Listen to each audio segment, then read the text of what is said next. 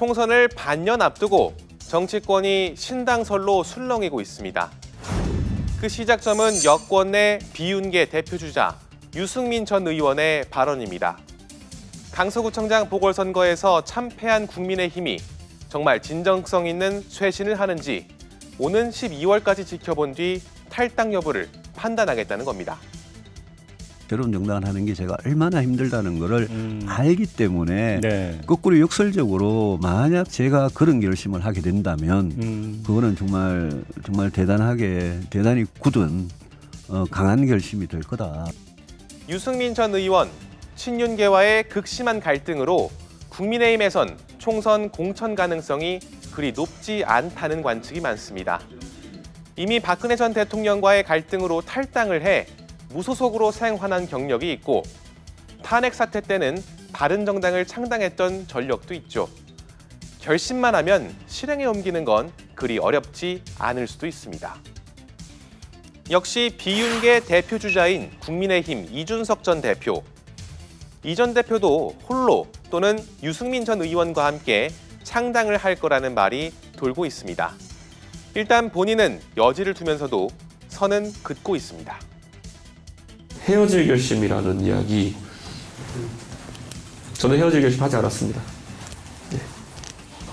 이 전 대표의 청년층 영향력을 고려하면 실제 창당할 경우 상당한 파급력을 가질 거라는 전망과 찻잔속 태풍에 불과할 거라는 평가가 교차하는 상황입니다. 그 신당이 소위 말해서 영남권에는 영향이 안 미칠 수가 있습니까? 그러나 수도권에서는 엄청난 파괴력을 얻고 어떤 파괴력이냐? 우리 국민의힘 후보를 떨어뜨리는 엄청난 파괴력을 가집니다. 아니요, 저는 그렇게 생각하지 않습니다. 컬트 정당이 될 뿐입니다. 이준석의 상징성은 국민의힘이라는 보수 정당 큰 배 있을 때만 가치가 있는 희소성이 있습니다. 여기서 떠나는 순간 완전 다른 게임이다.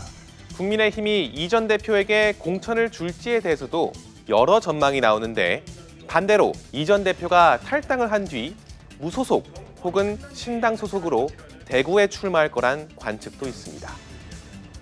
여기서부터는 더 큰 정치적 상상력의 영역입니다. 유승민, 이준석 등 여당의 비윤계 정치인들과 더불어민주당의 비명계 의원들, 나아가 제3지대까지 손을 잡고 상당한 규모의 신당을 차릴 수도 있다는 겁니다.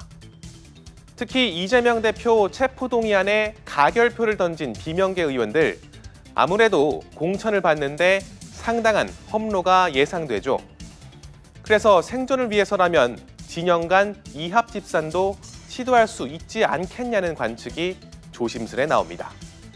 여기에서의 역할은 김종인 전 대표가 할 것이고 그러면 금태섭, 양양자 이러한 당들도 합쳐지지 않는가 이렇게 보고 있어요. 저는 민주당의 일부 의원들도 그쪽에 합류하게 될 것이다. 그래서 저도 파괴력이 있을 것이다라고. 신당 참여가 거론되는 정치 세력들의 공통점 중 하나는 반윤이라는 코드를 공유한다는 겁니다. 어쩌면 정권 심판을 외치는 민주당과 반윤 성향 신당이 뭉쳐서 친윤 색채가 더 강해진 국민의힘을 포위하는 총선 구도가 펼쳐질 수도 있습니다. 물론 이런 구상이 상상력의 영역에서 그칠지 실제 실현될 수 있을지는 아직 알 수가 없습니다. 정반대의 얘기, 이른바 윤석열 신당설도 모락모락 피어오르고 있습니다. 실제로 대통령의 창당 사례가 없었던 것도 아니긴 하죠. 하지만 국민의힘에 이미 상당한 영향력을 끼치고 있는 윤석열 대통령이 총선을 앞두고 자신의 당을 또 만든다? 이건 왜일까요? 한때 대통령의 멘토라고 불리기도 한 인사의 얘기입니다. 윤 대통령이 취임하시고 나서 계속해서 정계 개편은 염두에 두시고 지금까지 국정운영을 해왔습니다. 이런 차원에서 이 방법이 다른 선택지가 없다고 생각되면은 신당 창당을 고려하실 수 있지 않겠느냐. 신당의 국민의힘 주류 의원들이 대거 합류하고 또 민주당에서 축출 위기에 처한 비명계 의원들까지 끌어모으면 이재명의 민주당을 포위할 수 있는 총선 구도가 펼쳐지지 않겠냐는 가상 시나리오가 일각에서 나오는 것 같습니다. 이런 맥락에서 민주당 출신 김한길 국민통합위원장이 모종의 역할을 하지 않겠냐는 관측이 적지 않은 거겠죠. 김한길 위원장 본인은 선을 긋고 있지만 얼마 전 윤 대통령의 국민통합위 만찬이 일종의 암시가 아닐까 하는 분석도 있습니다. 우리 국민통합위원회의 이 활동과 정책 제언들은 저한테도 많은 어떤 통찰을 줬다고 저는 확신합니다. 다만 그것이 얼마나 이 정책 집행으로 이어졌는지는 저와 또 우리 내각에서 좀 많이 돌이켜보고 반성도 좀 많이 하겠습니다. 다만 윤 대통령 지지율이 근래에 가장 낮은 수준을 보이고 있어서 실제 창당 동력이 있을지는 미지수라는 평가도 나옵니다.